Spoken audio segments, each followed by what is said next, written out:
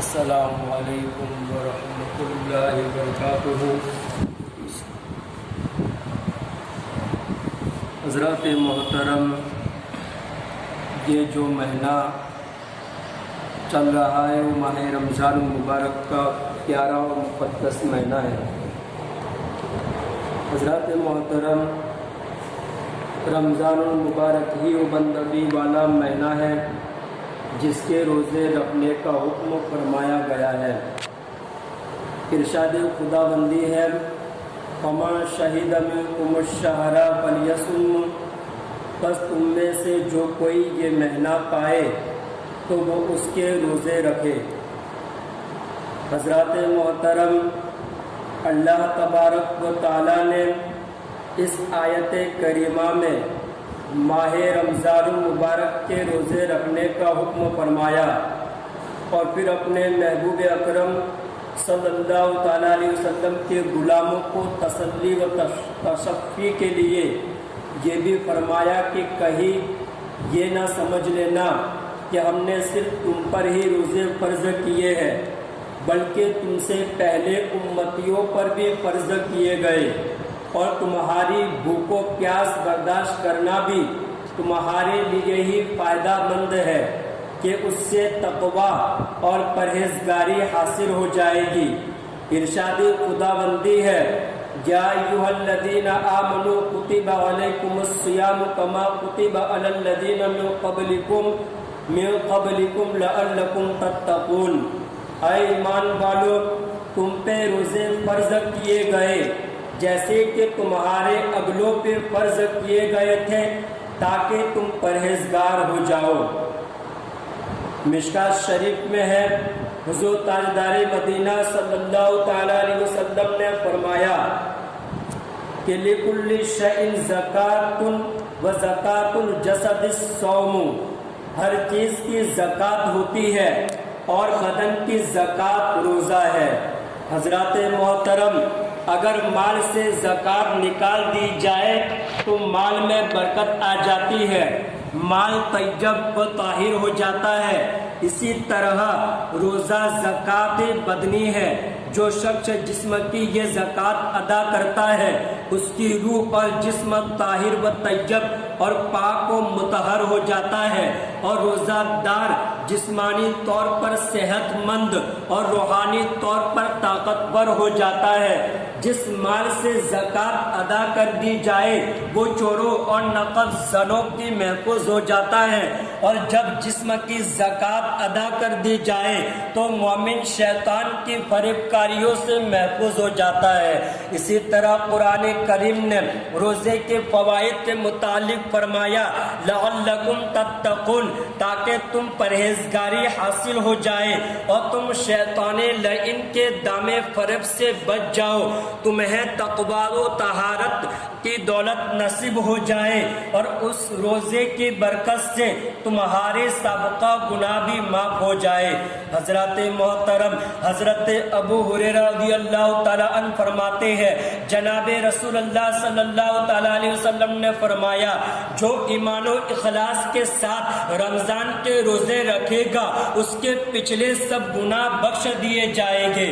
حضرت ابو سعید خدری رضی اللہ تعالیٰ عنہ فرماتے ہیں کہ حضور آقائے نامدار صلی اللہ تعالیٰ علیہ وسلم نے فرمایا، جو شخص اللہ کی راہ میں ایک دن کا روزہ رکھے گا تو اللہ تبارک و تعالیٰ اس سے آگ کے 70 سال کی راہ سے دور رکھے گا۔ حضرت ابی امامہ فرماتے ہیں کہ رسول اللہ صلی اللہ تعالیٰ علیہ وسلم نے فرمایا، جو شخص اللہ تعالیٰ کی راہ میں ایک دن کا روزہ رکھے گا اللہ تعالیٰ اس کے اور جہنم کے درمیان ایک خندق بنا دے گا جسے آسمان اور زمین کی درمیان ہے۔ حضور اکرم شفیع اعظم صلی اللہ تعالیٰ علیہ وسلم فرماتے ہیں، جو شخص رضائے الہی کے لیے ایک دن کا روزہ رکھے گا اللہ تعالیٰ اسے دوزخ سے اتنا دور کر دے گا جیسے اڑنے والے کوے کی دوری جب وہ بچہ ہو حتیٰ کہ بوڑھا ہو کر مر جائے۔ حضرات محترم، حضور تاجدار مدینہ صلی اللہ تعالیٰ علیہ وسلم کا ارشاد پاک ہے، روزہ دار کے لیے دو خوشیاں ہیں، ایک خوشی تو افطار کے وقت اور دوسری خوشی اپنے رب سے ملاقات کے وقت۔ حضرات محترم، اس حدیث پاک کے مطابق روزے دار کو دو خوشیاں نصیب ہوتی ہے۔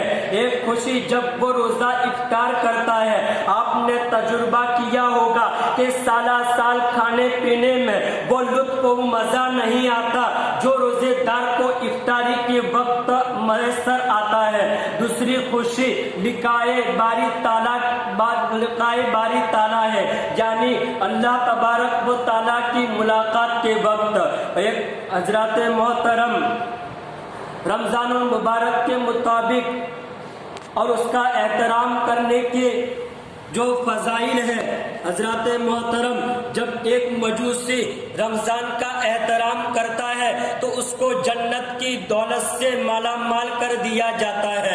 حضرات محترم، بخارا شہر میں ایک مجوسی کا بیٹا مسلمانوں کے بازار میں ماہ رمضان المبارک میں دن کے وقت سر عام کھانا کھا رہا تھا۔ بیٹے کو کھانا کھاتے ہوئے دیکھ کر اس کے مجوسی باپ نے اس کے منہ پر زور سے تماچا مارا اور سختی سے ڈانٹتے ہوئے کہا کہ تجھے معلوم نہیں کہ یہ رمضان المبارک مسلمانوں کے روزے کا مہینہ ہے؟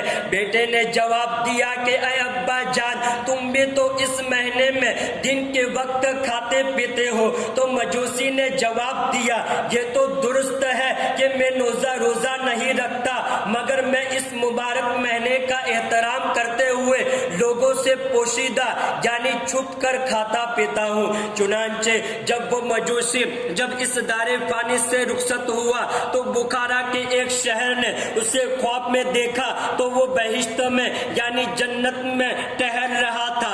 اس نے پوچھا کہ اے مجوسی، تو مسلمان نہ تھا تو پھر جنت میں کیسے پہنچ گیا؟ تو اس مجوسی نے جواب دیا کہ رمضان المبارک کا احترام کیا کرتا تھا، اور ماہ رمضان المبارک کا احترام کرنے ہی کی برکت سے اللہ تبارک و تعالیٰ جل شانہ نے مجھے مرنے سے پہلے اسلام لانے کی توفیق بخشی اور میرے موت بحالت اسلام ہوئی اور دولت ایمان سے بہرابار ہوا۔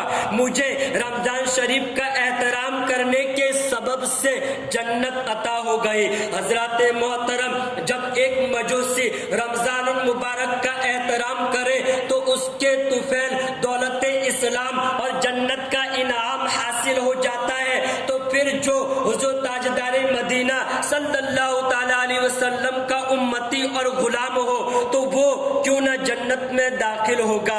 حضرات محترم، ہمیں بھی چاہیے کہ ماہ رمضان المبارک میں روزہ رکھے۔ اگر ہم نے کسی مجبوری کی وجہ سے اگر رمضان کا روزہ نہ رکھا تو بازار کے اندر سر عام کھانا پینا نہ کھائے۔ حضرات محترم، رمضان المبارک کا احترام کرے اور رمضان المبارک کو روزے رکھ کر گزارے۔ اللہ تبارک و تعالیٰ کی بارگاہ میں دعا گو ہوں کہ اللہ تبارک و تعالیٰ ہمیں ماہ رمضان المبارک کے روزے رکھنے کی توفیق نصیب فرمائے۔